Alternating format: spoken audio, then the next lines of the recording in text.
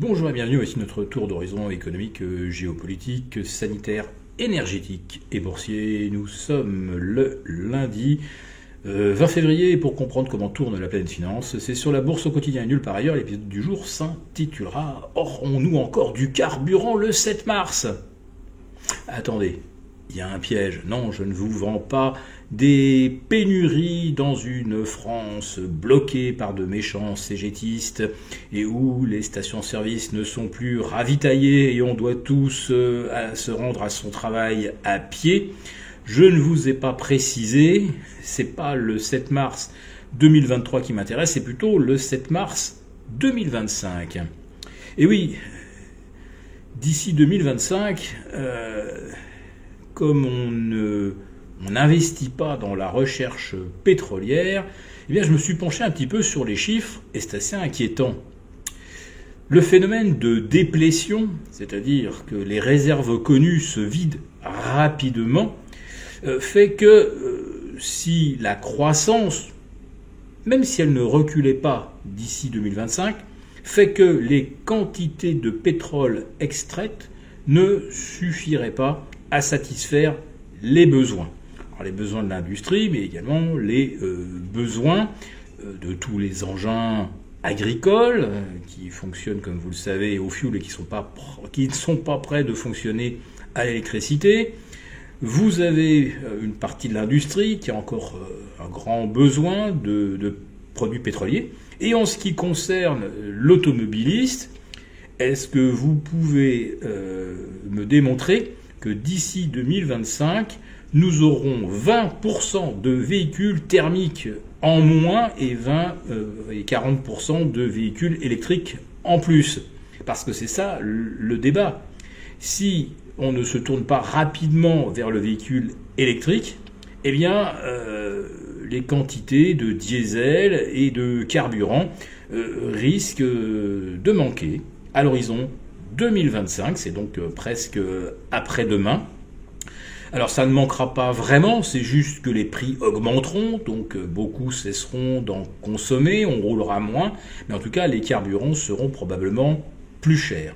Et tout ça, c'est le résultat de choix fondamentaux que l'on a fait il y a déjà plusieurs années, d'aller vers les énergies vertes, les énergies renouvelables. Et bien de l'autre côté, on n'a pas du tout investi dans la recherche, la prospection de nouveaux gisements de pétrole exploitables à pas cher. Parce que du pétrole, il y en a des quantités considérables. Le problème, c'est que c'est du pétrole offshore profond et qui ne sera pas rentable à moins que le cours du baril ne remonte au-delà des 100 ou des 120. Et encore, il faudra du temps avant que ces plateformes offshore profonds soient construites et permettre d'extraire. Ça veut dire que là, c'est pas avant 2030. Voilà, et qu'est-ce qui va se passer entre 2025 et 2030 si on ne se convertit pas suffisamment vite aux véhicules électriques plutôt que thermiques? Oui, mais attendez, est-ce que nous disposons des matières premières nécessaires pour produire des centaines de millions de véhicules à moteur 100% électrique?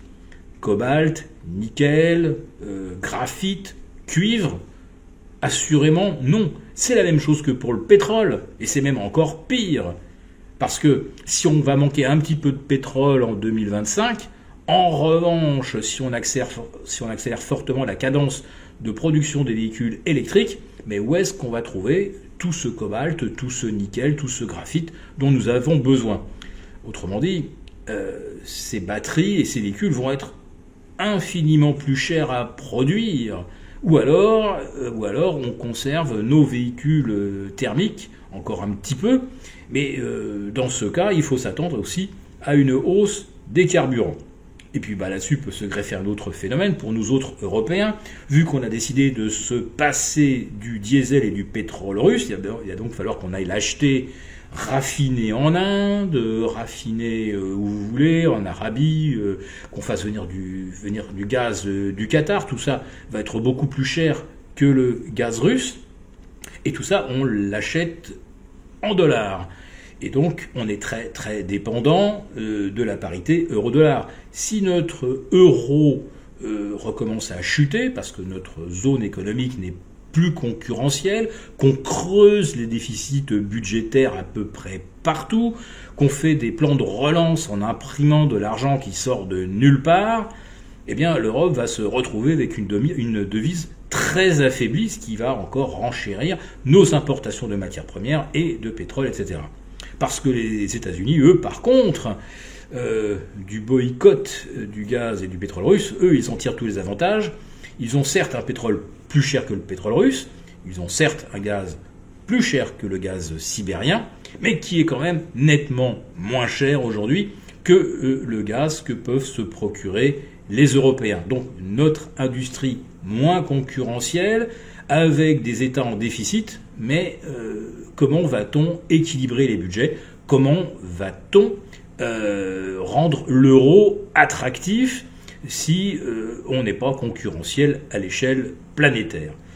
Voilà, donc y aura-t-il du carburant le 7 mars 2025? Probablement, mais probablement beaucoup plus cher, parce que nos réserves connues s'épuisent et qu'on n'a rien mis en face pour les compenser. Et les véhicules électriques, je leur prédis un bel avenir, avec une augmentation de 25, 30 ou même 40% d'ici 2 ou 3 ans. Si cette vidéo vous a plu, n'hésitez pas à nous mettre un pouce. À très bientôt.